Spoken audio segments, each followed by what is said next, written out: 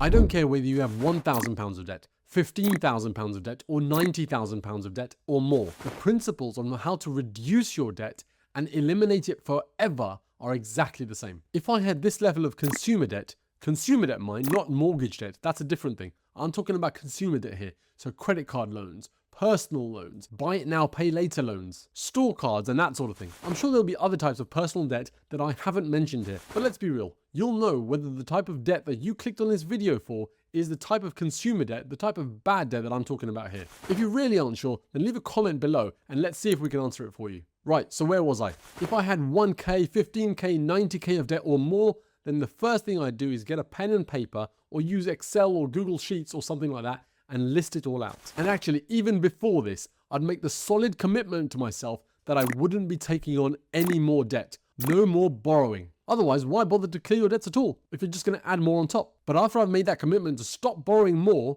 I would make that list. Out of mind does not equal it going away. In fact, out of mind is where it gets worse. It will compound against you. All the debt you have will compound against you. Late fees, missed payment penalties, and of course, high interest charges will be added to your debt and make your debt grow. So list it out. It brings some light to it, brings some transparency to it. Understand what you actually owe. Now I'm going to list some fictitious debt out and I'm going to make up the numbers here because it's not important what it is, it's important how you deal with it. And this is the best way I have to show you how. I'm going to list out 6 debts here. Credit card debt, £2,750. Store card debt of £600. A car loan of £18,000. Buy it now, pay later debt of £301. A second credit card with a debt of £5,100 and a personal loan of £29,200. That's a total debt of £55,951. Right, that was the easy part, listing out where your debt is and how much it is. The next easiest part is putting these in order of which is the most expensive first. Not which one is the highest debt, but which is the most expensive debt. You can find this out typically by understanding how much interest you're being charged on each of those types of debt.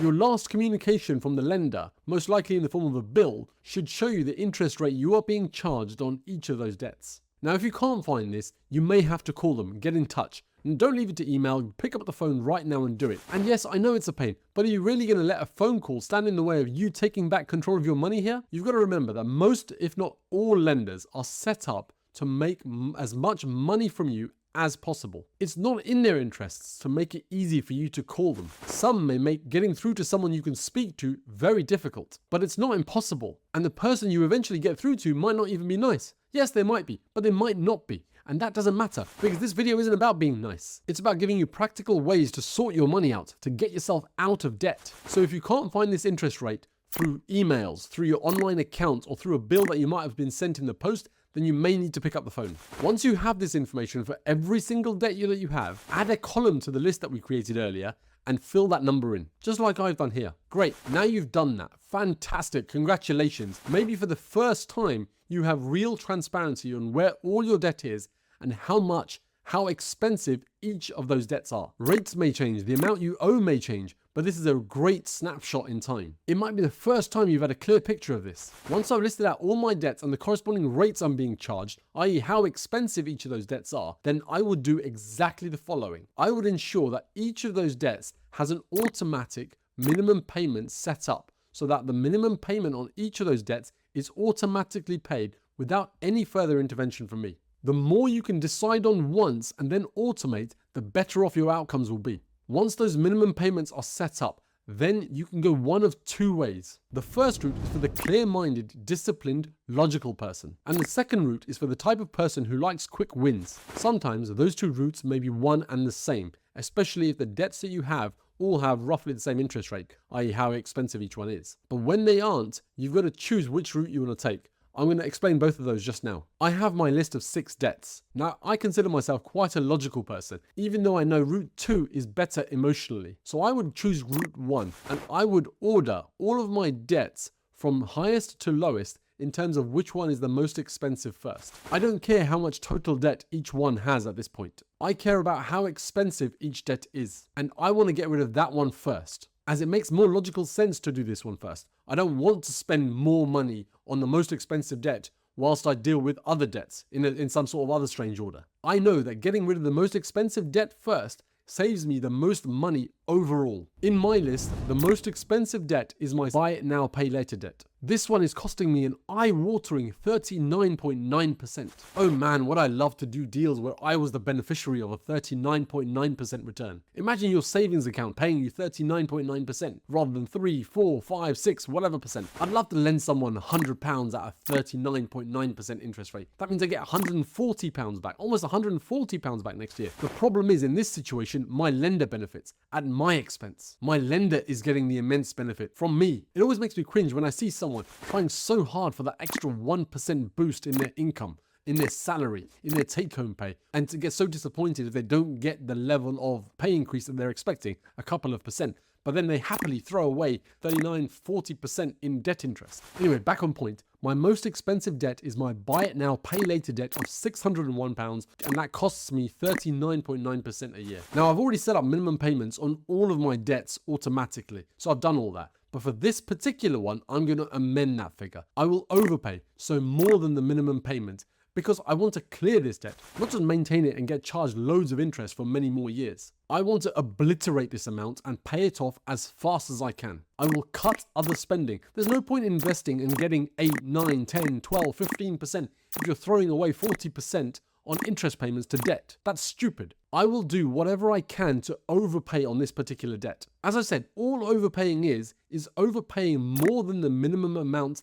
that lender tells you that you must pay each and every month. If I can pay it off in full, great. If I can overpay by just £50 a month, then great too. And anything in between, it's all great. As long as it's more than the minimum, you want to be overpaying. Otherwise, you're just getting charged interest and taking years to pay off that balance and ruining your money situation for all of those years as well. Remember, any overpayment you make goes towards the balance of the debt. It goes to pay that debt off in part or in full until it's gone forever. You don't get charged interest, that eye-watering 39.9% on the amount that you overpay. You only get charged interest on the amount that's still left that you have to pay back. Just doing the minimum payments, it will take you over 4 years and possibly a lot longer to pay all that balance back. Then you get hit with fees on top of the interest, which means now you owe even more. It will take even longer to pay that back, and that lender is laughing because they're going to make even more money from you. Overpayments are crucial if you're ever going to clear this debt.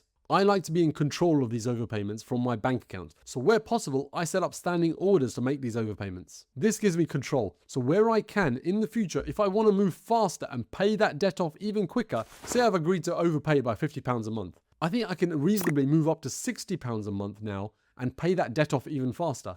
Well, then I don't have to contact the lender anymore. All I have to do in this case is amend my standing order using my own bank account, my own banking app, or calling the bank or however you do your banking, and change the amount from 50 to 60.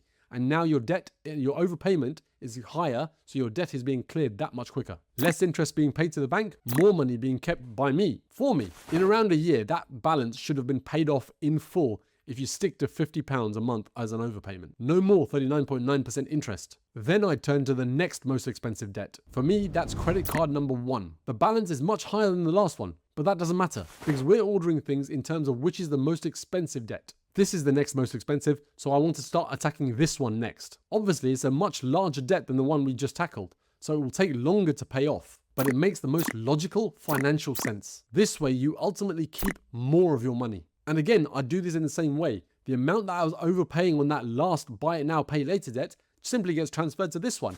Now I'm overpaying this debt by more than the minimum amount for this particular debt.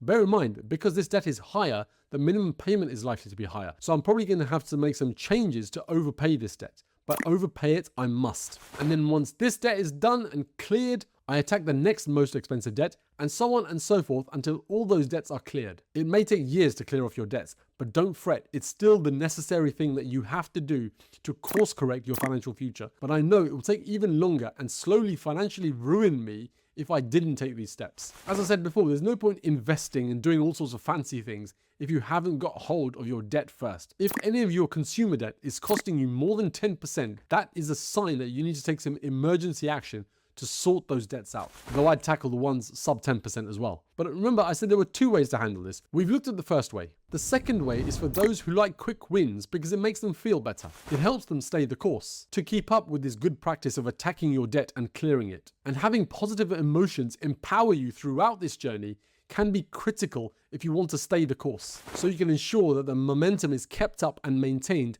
until all of your debt is gone.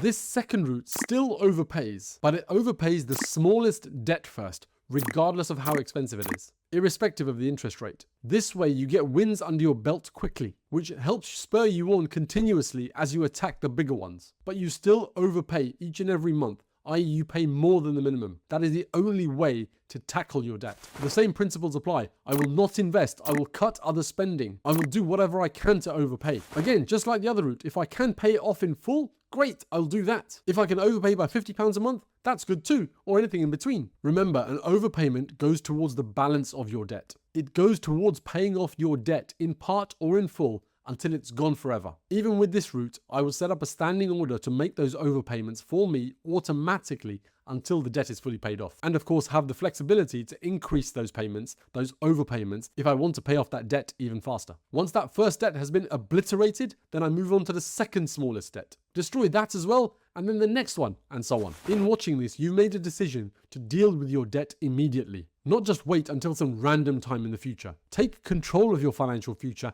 and deal with it. I've just given you a masterclass in how you can do this. Adapt it if you want or need to, but take action. Wouldn't you rather talk about investing, saving, or making more money? Fix that leaky financial bucket, sort that debt out. Stop having money slip through your fingers. And then let's talk about moving higher in this money game. If you really want financial control, then the 5 steps in this video will leave you wanting more.